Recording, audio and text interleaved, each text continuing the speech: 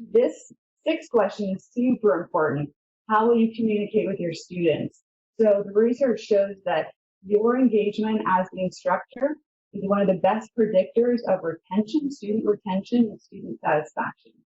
And I think, especially now, with so much panic and so much uncertainty, your presence in the course, whether it is synchronous or asynchronous, is critical. So you want to think through all the different ways that you can stay in touch with your students. So you've got email. Again, I recommend using the school email rather than personal email. And this, depending on the size of your course, you might want to keep this for private information and use something like Blackboard for whole class announcements. This will really add up if you have 100 students. You could also offer virtual office hours, so using online video software, and then you just take a time, communicate that to your students, that every week you're online and people can drop in and out just like they drop in and out of your office. Whatever you choose for communication, you want to inform students about that and let them know how often you expect them to check in. So if it's through email only, maybe they need to check their email daily.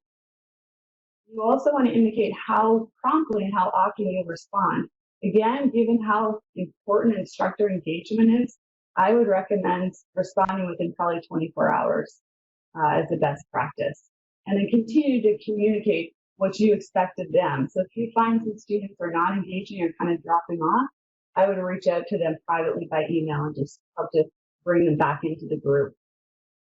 You want to be very clear about your expectations for activities and assignments. This probably means a revised syllabus. So if you're going to change due dates or you're going to change how you're doing things, I would recommend revising your syllabus and sending it out to your students. And then you're going to want to explain how you're going to handle due dates and assignment deadlines. And keep in mind the time zone might change. So if you're grading strictly it has to be in by this time, make sure you say this time zone so that they can change that depending on where they are in the country. Seventh question is, what is your comfort level with technology? So are you comfortable with distance learning technology, things like WebEx that we're using right now, or video conferencing? And what are you willing to learn quickly? And finally, what is the availability of and also your access to technology? What technologies are available to you? And also, are they available to your students? You have to have both to really make that successful. Let's talk a little bit more about the technologies you have available. This is not a comprehensive list. This is a few of them. I do have a handout, thank you to Becky, who put together some different tech tips, I think it's called, that I will send out after the presentation. But here are some ideas for video conferencing. We have WebEx, we have Skype for Business, we have Microsoft Teams, we have Blackboard Collaborate, and we also have Zoom, which is associated with UMB, but if you have more than 2 people, just remember you only get 40 minutes free unless you have a subscription. And for screen recording, some of the ones we like at the center are Camtasia and Screencast-O-Matic, and Isabel May have kindly offered to do a presentation for the community and for the UMB community at large. I think that'll be held in a week and a half from now on how to use that. And then if you simply want to narrate your PowerPoint, you can use something like Audacity. So that's not a video, it's just audio. For your learning management system, if you wanted to go fully online, what you will probably use on campus is Blackboard. I know in medicine, a couple people were using Canvas. I don't know how available that is across campus, so likely if you did that, you'd be using Blackboard.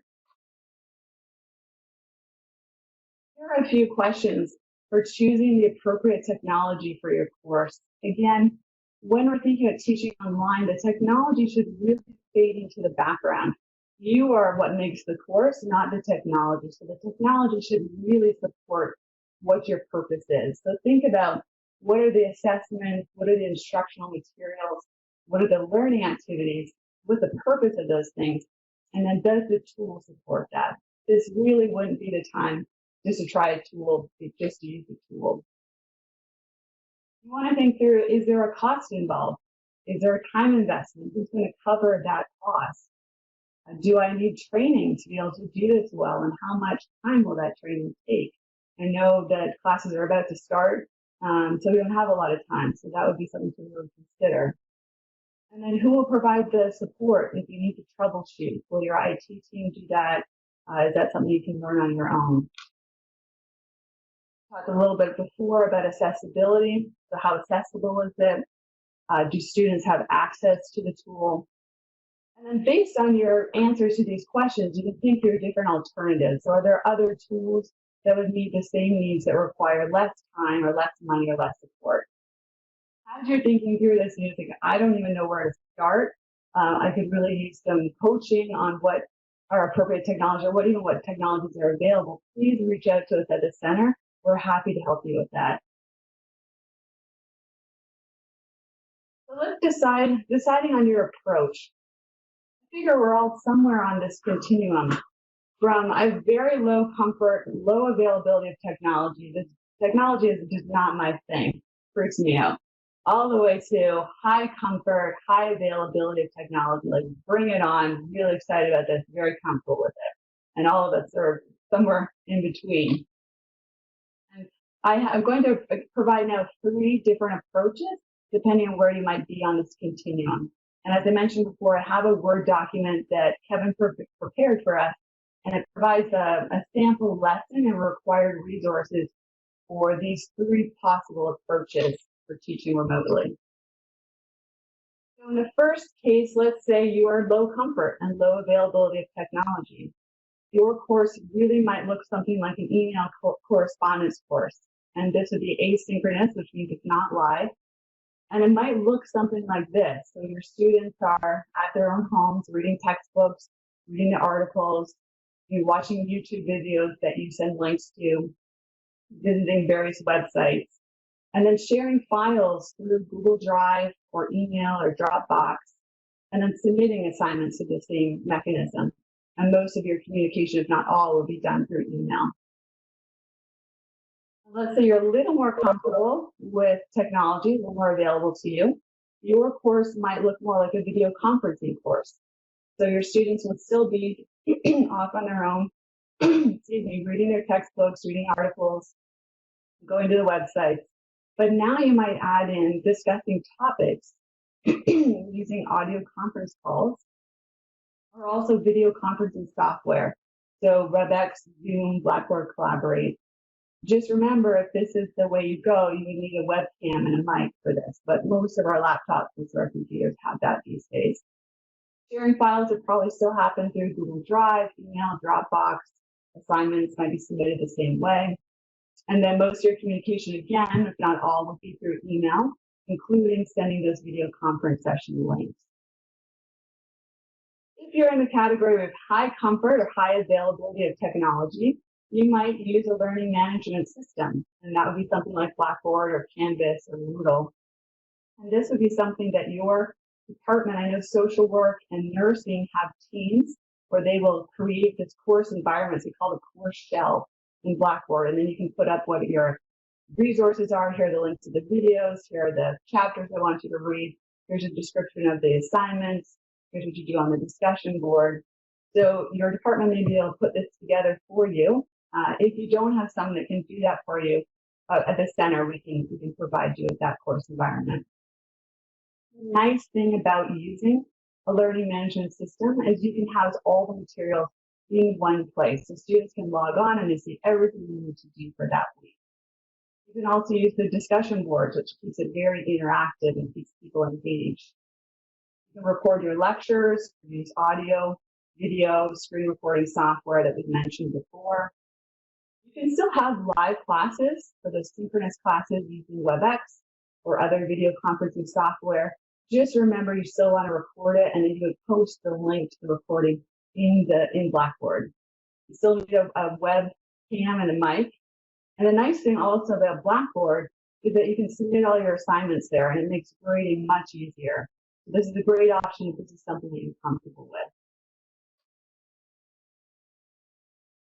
So let's look at some of the top tips for an effective transition. First, you want to keep it simple and you want to keep it manageable. We have enough going on right now, and it's a big enough challenge to go face-to-face to online in a week. So I would highly recommend that you keep it simple and keep it manageable, both for you and for your students. You want to be flexible and you want to be creative. Lots of things are changing day by day, and we got to kind of be agile in this time. You also want to choose flexible teaching options. So if you chose to do synchronous, again, you want to record it for the students who couldn't show up during the live session. So just think through some of those, how to be flexible with your options. You want to keep accessibility in mind still. So again, have video captioning if you're posting a video, or at least post your lecture notes so students have some text along with the video. You definitely want to test your home office equipment before going live.